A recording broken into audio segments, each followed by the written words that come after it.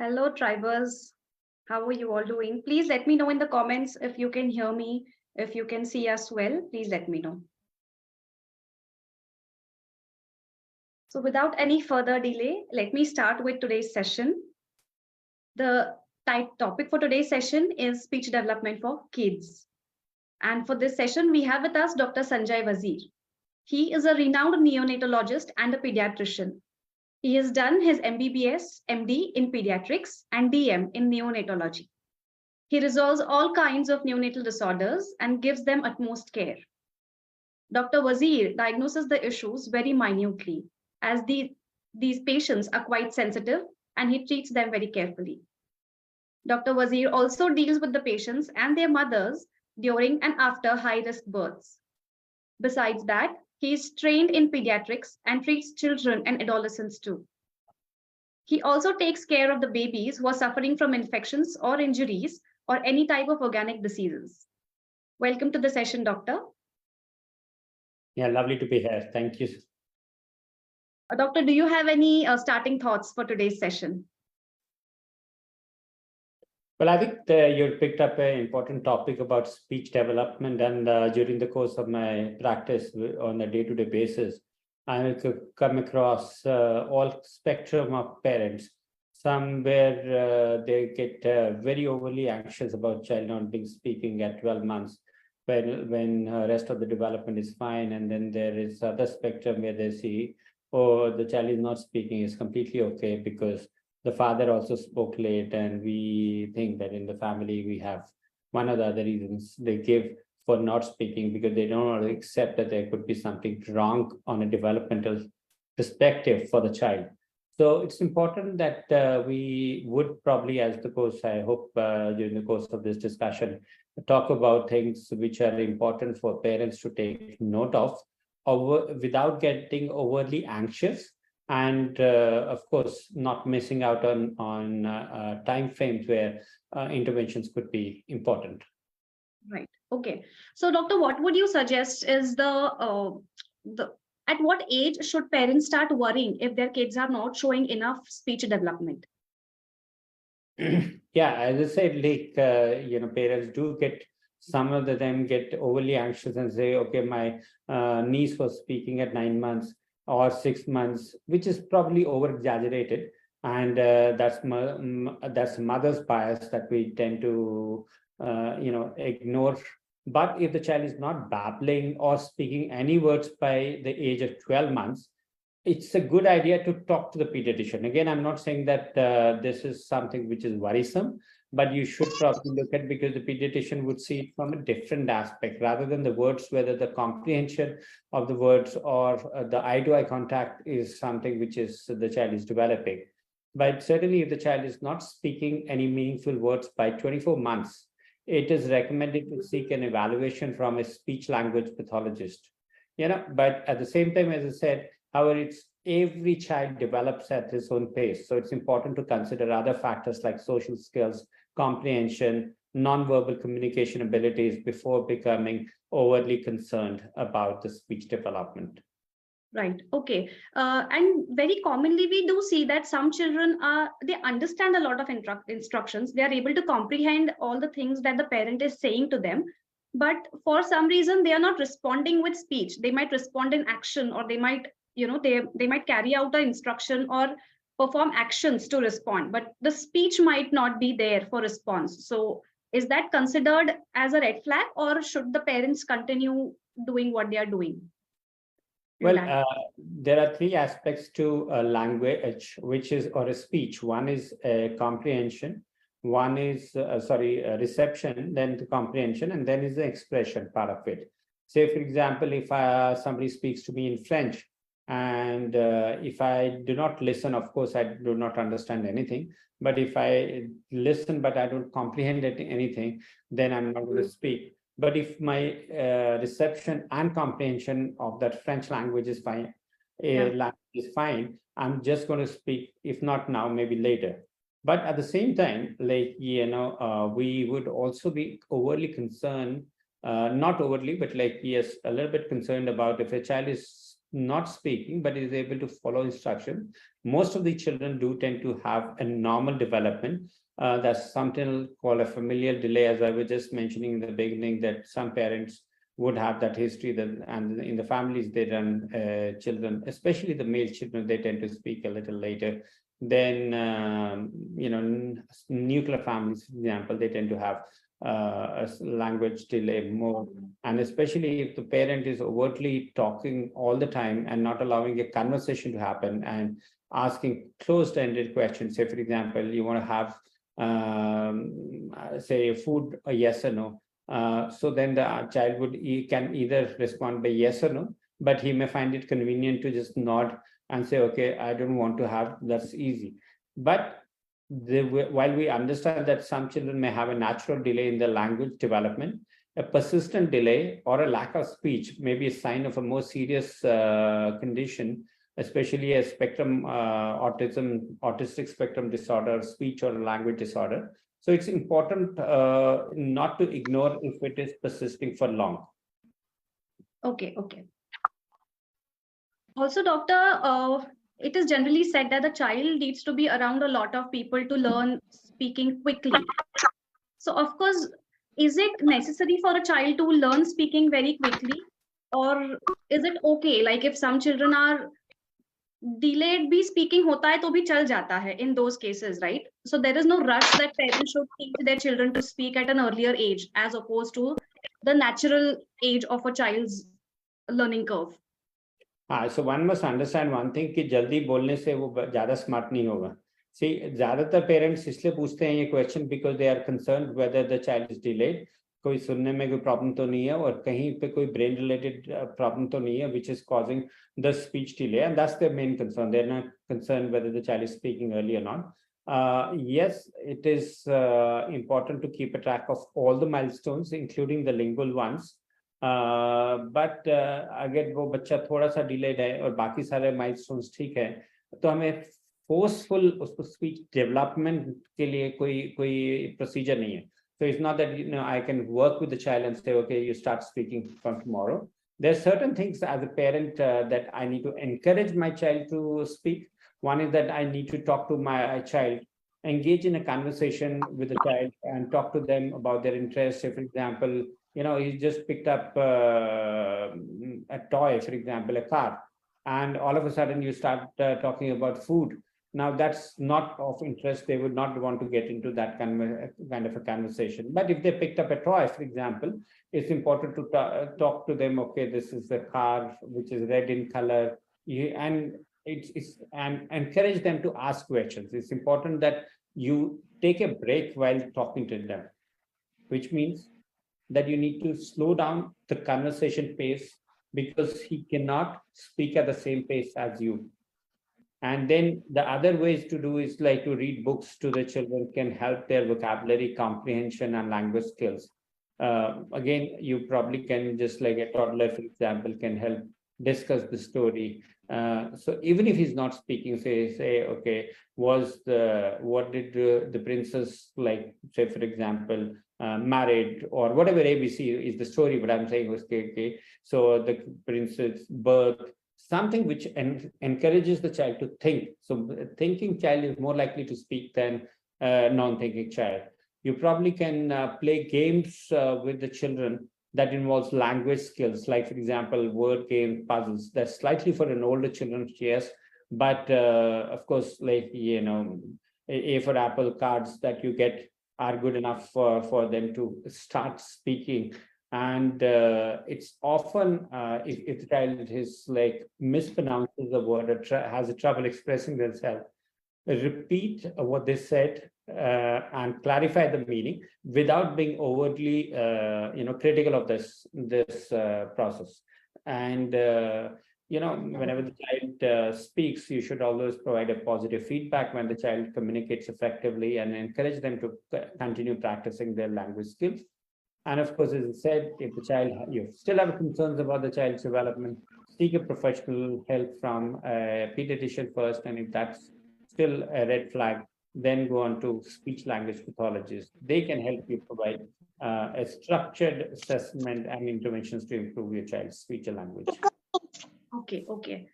Also, doctor, you mentioned to give lots of books to the children, but nowadays we see screens replacing books very rapidly. So, could you please shed some light on whether screens will have the same effect on language development, or you know, uh, often there is a misconception or a myth amongst parents that screens might help children learn to speak faster as compared to books. So, could you please shed some light on that understanding? Yes, speech development is a crucial process that begins at birth and continues throughout childhood. Now, children learn to communicate through listening, speaking, reading, writing. However, with the rise in technology and digital devices, screen time has become prevalent part of children's lives nowadays. While you may say, okay, my child can learn A for apple, B for boy, and the screen time can offer educational benefit, it generally has more negative effect on speech development than its educational benefit. An American Academy of Pediatrics recommend that the children under 2 years should not have any screen time, and the children between 2 to 5 years have not more than 1 hour of screen time per day. This is because excessive screen time can interfere with the speech development, language acquisition, and social skill.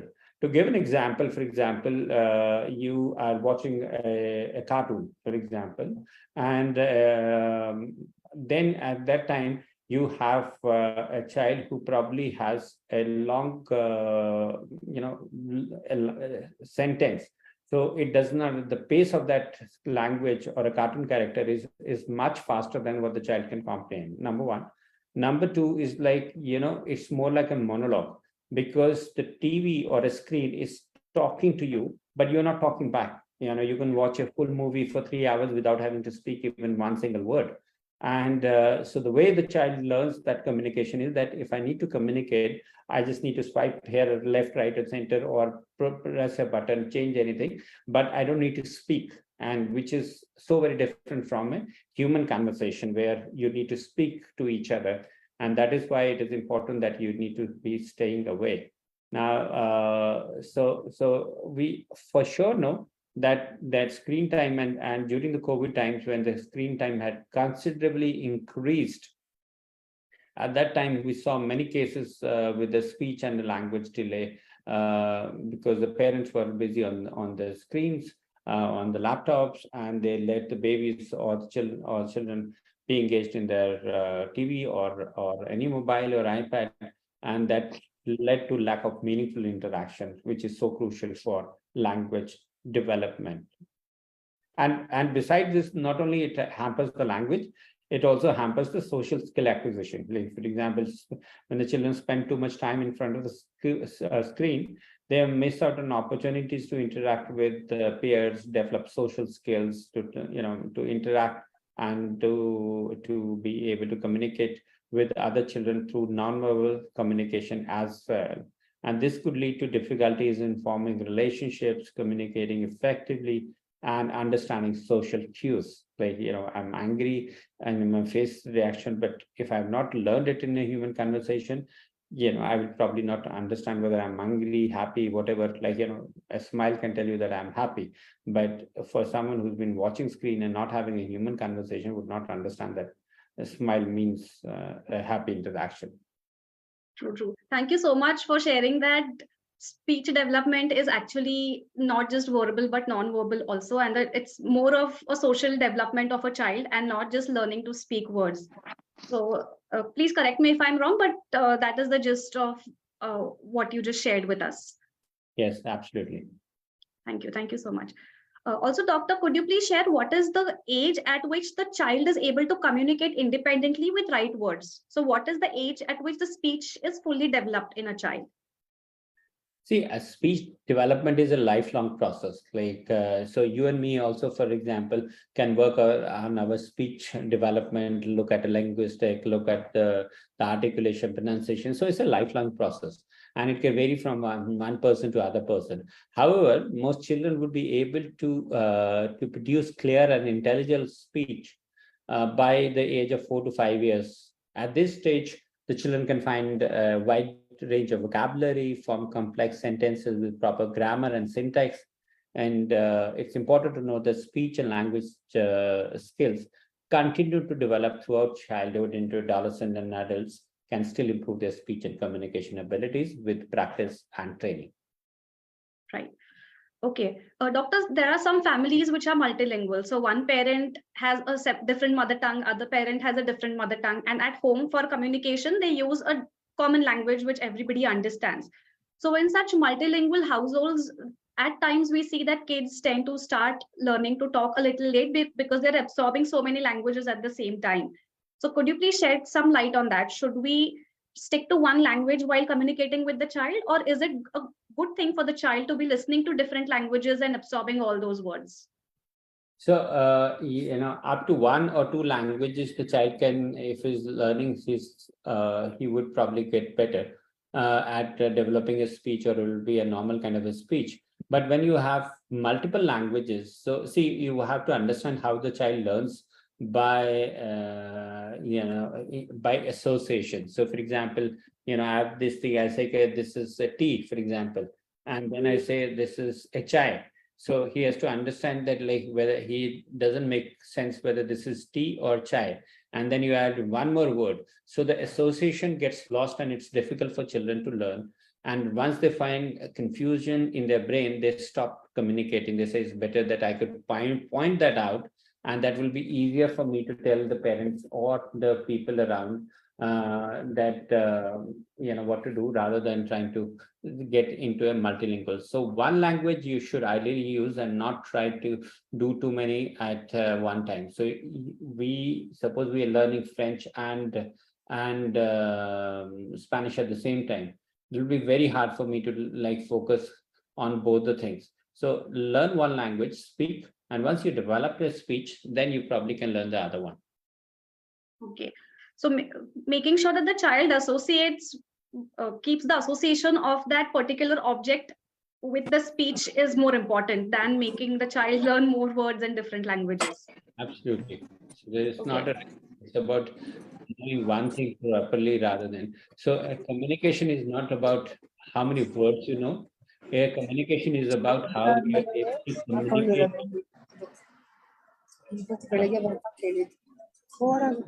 Could you please mute yourself? I request all the participants to please mute themselves. Yeah, thank you. So where were you? I just lost track. Where were you? Yeah, I'll just reiterate. So we were discussing that it's necessary for the child to be associating objects with a particular word and not just learn more words in different languages. See, that's we were talking about that communication is not about knowing how many words you know. You don't need to know the whole dictionary to know English. So idea of communication is that I'm able to express my feelings and desires and the wants, and the other person can reciprocate back into the same thing. That's as simple as the need for speech and language development. So as much as the child can learn in an effective way, be able to express himself or herself in the words and in emotions, that's the essence of communication. Right. Okay. And as parents, are there any particular things that we should not do as parents to encourage speech in our children? Very good question. What we should not be doing. So because we always talk about what to do. First thing that we should do is avoid criticizing or correcting too much. While it's important to give feedback to the children, but correcting your child too often or criticizing them could be discouraging, and they would probably find it difficult to communicate. And especially when you want them to pronounce, okay, it's like a complicated word. You all the time say, oh, it's an ambulance, it's not like ambulance. So then they would stop communicating because for the fear of rejection. And the other thing that we should desist from is a baby talk. You can't use okay, is it nosy or nose? You decide once for all what you want to use that word, but it is and then you would probably not talk gibberish when it's oh lo lo lo, that's kind of a thing he doesn't understand what you have even spoken to them. It's intuitive, but it is important that you should stop baby talk and use simplified language rather than more complex words. Then, of course, you would also use age-appropriate language.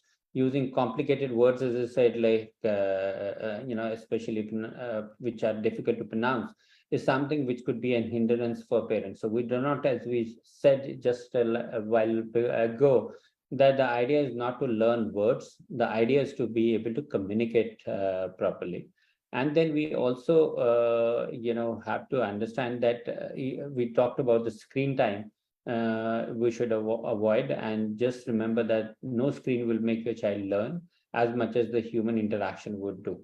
Like, and no child would become smarter also by watching a Netflix movie, but the observation. So a simple example would be, if you go to a park, for example, you'll see three different shades of green, but on a picture or on a screen, so green is only one color. So that's a power of observation that the child is like. So you can even talk about light green, dark green, bottle green, whatever green, but in that sense. So he observes that there are so many variations of green around me. So that's why it is important to go out and have a human, communication. And also, then you should avoid ignoring any speech difficulties. So if you notice that the child is having actual difficulty with their speech, it's important to address the issue, seek professional help if required, and ignoring such speech difficulties can actually be more detrimental for the child, because if he continues doing what he's doing right now, he'll probably make a habit out of it, and then it will be difficult for them to. At the same time, just must remember that stuttering, stammering in the first 4 years could be normal. So don't overrate that as a sign of a speech difficulty. Doctor, also, there was this question that we had in our community where somebody was asking if there is a special child, for example, not a special child, but someone with a cleft palate or a cleft lip. So how do we deal with speech development in those children? So we, generally cleft lip children would not have too much of a problem. Cleft palate patient may have a little more speech problems, and especially because the palate is like kind of, even if it is corrected, so the anatomy of that thing may be a little difficult, and it is always recommended that children who have an underlying or have an operated cleft palate should undergo an assessment by a speech language pathologist every 6 months. They may need some help with speech development, especially pronunciation, speaking, and early help in those cases help them develop a normal kind of intelligent, clear, intelligent speech. So if they find it difficult to speak and they're not provided help, they get into a shell and they say, okay, I don't want to communicate. And then that's why it's important that special needs children, like whether they have like or due to any other reasons, like whether there's developmental disability or other thing. And sometimes you can also work with the non-verbal communications also to help them communicate more effectively. Right. Okay.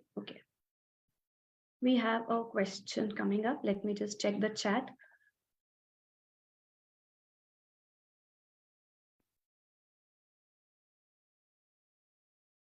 So should we reply to the child in our own language? Should we answer back to our baby in our language or their language?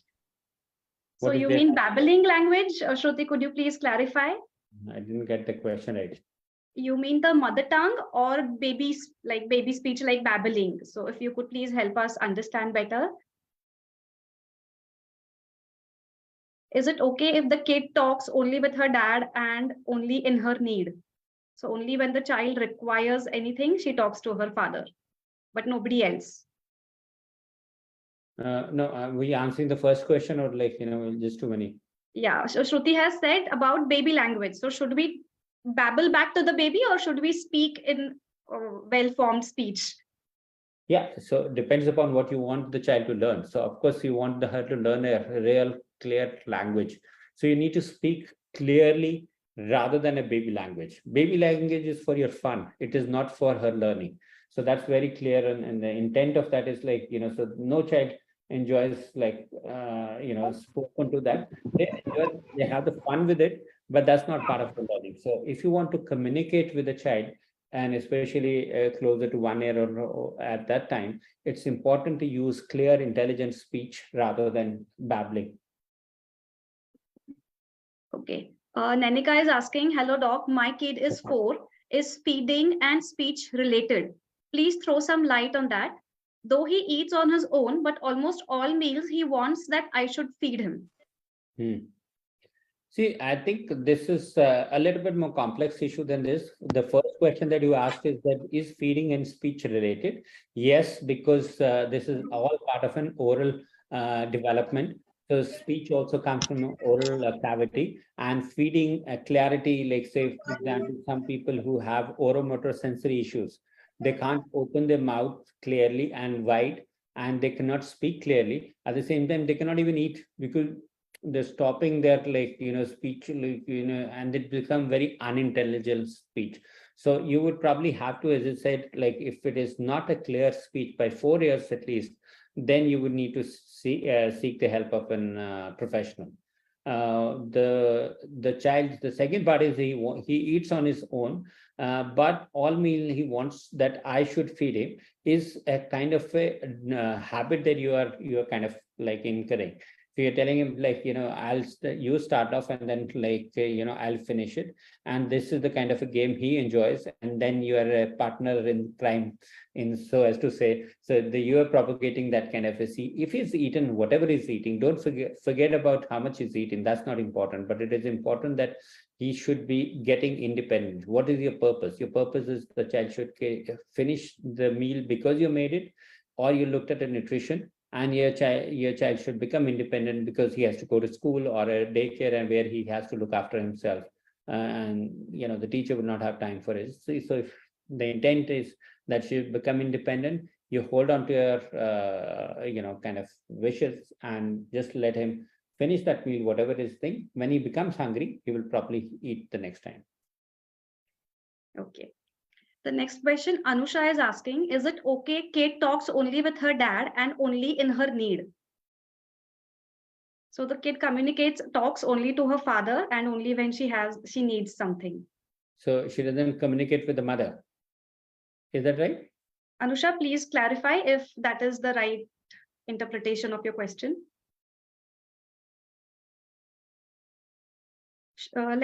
Shall we move on to the next question till she answers us?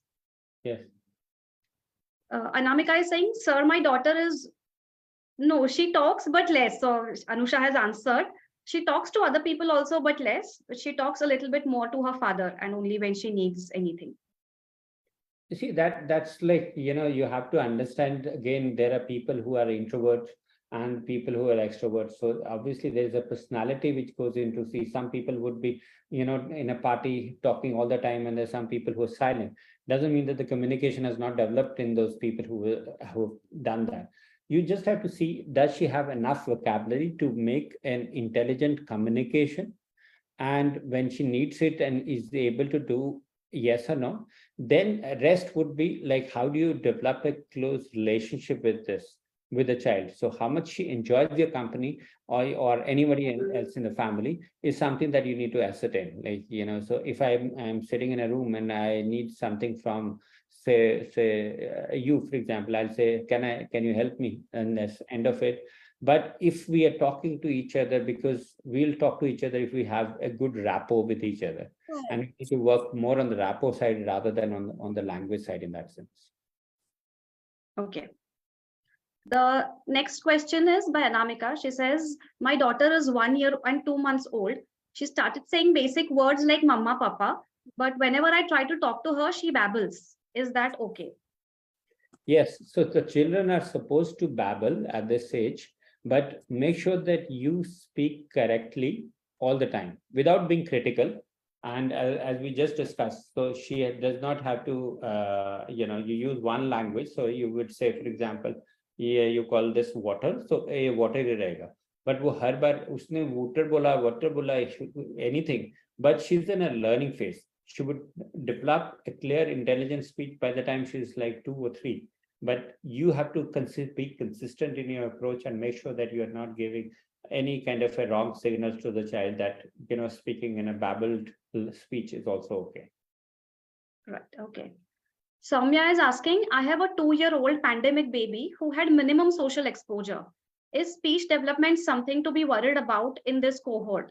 There is a lot of social anxiety, but she communicates well with the family. Well, unfortunately, yes. I'm not saying because I'm not with the right person without seeing the child about particular. But you said about this cohort of babies who were born in the pandemic and could not go to school or did not have any social interactions. We have seen there have a limited communication or a restricted communication, even if they are well.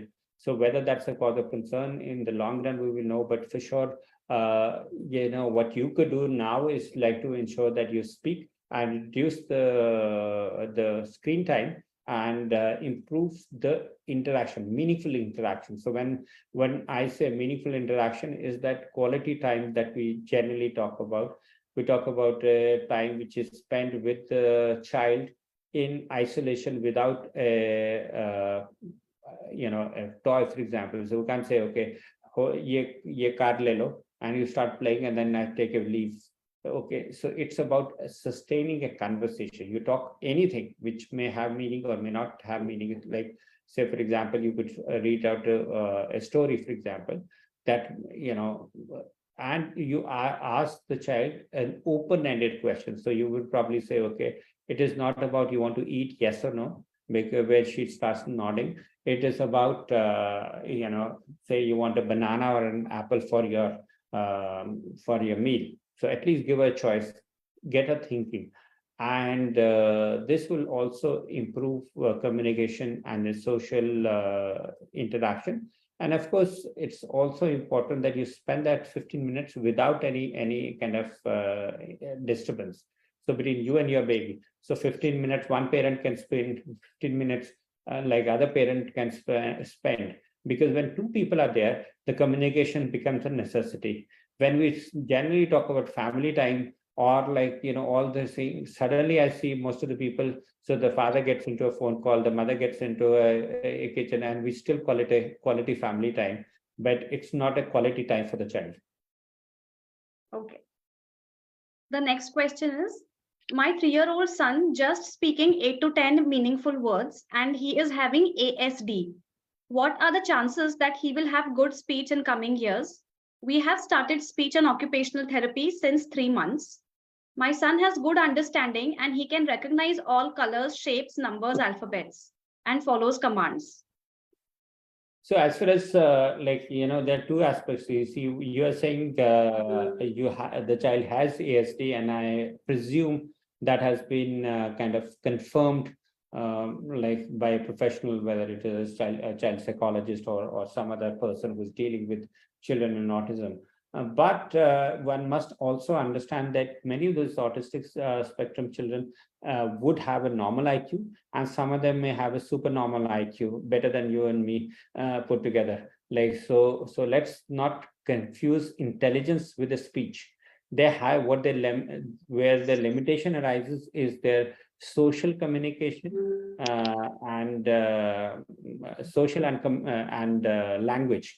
So they may not want to communicate with you because they are happy in their own world. And sometimes they find it meaningless to communicate with other people first, what are we looking at? In an ASD child, it's always a spectrum from like a very mildly affected and where the occupational therapy would get you better. Some people may need occupational therapy and what is known as ABA or applied behavioral analysis to help those children communicate more effectively. On the other spectrum, again, I'm not talking about your child because I'm not having an idea but I'm thinking in general, you asked me this question. So on the other side, when you look at the children who are severely impaired in the language and social connect, our emphasis is on gaining independent communication, which satisfies the need and a daily needs of that particular child. So you need to talk to your doctor or the professional who's working, is that what are the objectives that we're looking at? Rather than saying, okay, can it be normal? Or because your normal may not be normal for your child, because he thinks that maybe the rest of the world is just too busy with doing some distracted work. I'm doing more productive work. So let's look at life from their perspective rather than from our perspective of what we define normal and abnormal. Okay. The next question is, my child is 15 months old and tries to speak many words, even difficult words too, like rectangle or dump truck. So how would we encourage him to speak? He is communicating everything clearly. 15 months old. No, so he's speaking rectangle. Is that right? Yes. Well, if he's like, speaking as big as a word like rectangle, I'm sure his like pronunciation and his, as you said, dump truck, he's always like, at phase ahead of his time. So he'll develop a normal language. All I would want you to do is like, we are not, I see many parents coming to say, okay, he can speak, because parents take pride in showing off, saying, okay, my children can speak this at this language. We're not here to put so much of a pressure on our children. Learn the normal language. I don't know why he needs to learn a rectangle at this age, but it's also right now it's all about communication. Just get it easy rather than say, okay, can I speak an octagon at this age? I mean, it's meaningless from a conversation point of view. So let's get into a basic kind of a communication, like needs, wants, daily activities, and stick to there. Once we are comfortable with there, we can always learn these complicated words later on. But if the child is already doing, kudos. Okay. So now let's take some queries from the tribe. Tina is asking, my baby boy is 3 years old now, and he started speaking only now. Is this speech delay? He's 3 years old. 3 years old child, and he Yes. has just started speaking. And is how this many speech words, delay? How many words he can speak? And can he join 2 words together? Or at least 3? He can talk in a telegraphic language. And telegraphic language, what I mean is car running fast. Like there's no grammar, no syntax, but like, or car run fast, like, without any kind of, so does he speak that, and how many words vocabulary he has? Tina, if you could please share that information in the chat, we would be able to take this question further for you with doctor. Our next question is from Aarti. Aarti says, my baby is 2-year-old and he only speaks very few words, no sentences. Again, is this speech delay? So again, as I said, like possible, yes. Like, you would expect a 50-year-old, 2-year-old child to have at least 50 vocabulary words, and probably be able to join 2 words together as two, like, words together. Pani pina, like something like that. Like, I don't know which language you're talking about, but at the same time, just not based on one single thing. It's not pass and fail. You have to see other things also, whether he's comprehending fine or not, is listening fine or not, he's reacting, the responses are appropriate, his eye contact is fine, and is there a familial delay? For example, male children would speak later, nuclear families. So it's not one single thing, okay, yes or no. But next time you go to your pediatrician, just ask him for all these questions so that he can answer you whether you need a professional help or you are okay to wait and watch. Okay. Deepika, I see that you have typed in a letter which I'm not able to read because it's in a different language script. If you could please write the letter in English, I would be able to communicate your question to doctor also. In the meanwhile, let's move on to the next question. Jansi says, my elder child could not pronounce letter R till she was 5 years old. What is the reason behind this? So there are certain phonetics which are like, so anything which is, which needs the tongue to touch the upper palate. Those are the ones which you would probably like are the difficult ones to pronounce. So if you have a slight linguistic problem with only few consonants, then it is quite okay for you to wait it out. Like, and especially the R language, Russia is the one most difficult to speak. And red still would be okay, but then they will find difficulty saying Russia, for example. So that's okay. Like, especially rest of the speech is all kind of a thing. But if it is persisting beyond 4 to 5 years, then probably yes, you would need some speech therapy, a very few sessions of speech therapy to get that thing corrected, because it's about how you touch the palate with the tongue. Right. So Deepika, doctor just answered the same question again. So I'm sure you would have gotten the answer to your query as well in the same answer. So I think we would have so many questions, coming in from our viewers, but we are close to the end of this session. So doctor, do you have any closing thoughts for today's session?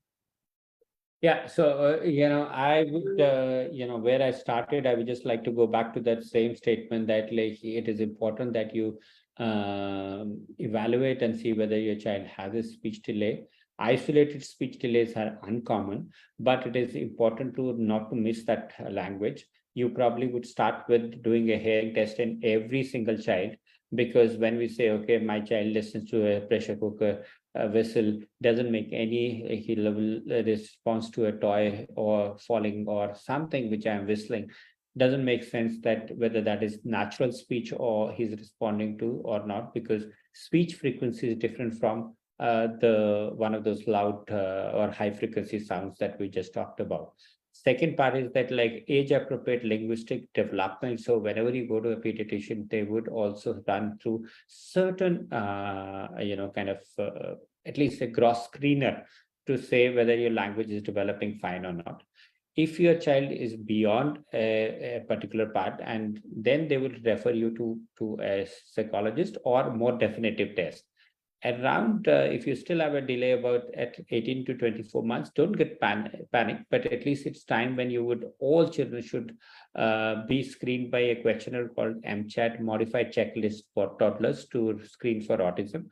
And at 24 months, if you still have a high score, then again you need to go to a psychologist or to find out. But at the same time, it's important that you do not overread them and allow for certain delays, which could be completely normal for certain populations. As I said, nuclear families, like male children, familial delay, and you would probably just spend time with the child speaking in a normal language, normal conversation, without babbling too much in your speech, and avoid screen. Screen would never make you learn anything which you can learn from human interaction. Okay. Thank you so much, doctor, for answering all these queries in so much of depth for all our parents. Thank you so much for taking out your precious time and sharing all this knowledge and information with our tribers today. Thank you once again, and we hope to have you soon again for a next informative session on Parent Tribe with SuperBottoms. Thank you so much, doctor. Thank you. Thank you so much. It was lovely to be here, and I hope, to contribute to whatever questions we have in future as well. Thank you. So all the parents who are attending this session today, please ensure that you have joined Parent Tribe by SuperBottoms, and you will be able to watch this video again on Parent Tribe with SuperBottoms. So thank you so much for tuning in, and thank you so much again for attending this session with us today. Stay tuned for the next session. Thank you so much.